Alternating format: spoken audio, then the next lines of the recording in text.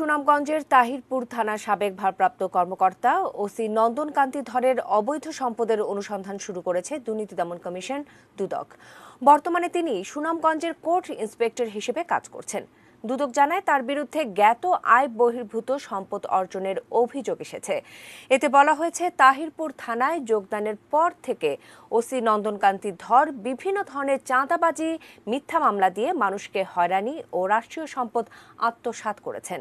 একই সঙ্গে জাদুকাটা নদীতে ড্রেজার বসিয়ে অবৈধভাবে বালু ও পাথর উত্তোলন করে কোটি কোটি টাকার মালিক হয়েছেন। করোনার কারণে এই অনুসন্ধান বন্ধ থাকলেও আবার তা শুরু হয়েছে। এ ঘটনায় দুদক এরই মধ্যে নন্দনকান্তি ধরসহ তার স্ত্রী সন্তানদের ব্যাংক হিসাবও বিভিন্ন কাগজ তলব করেছে।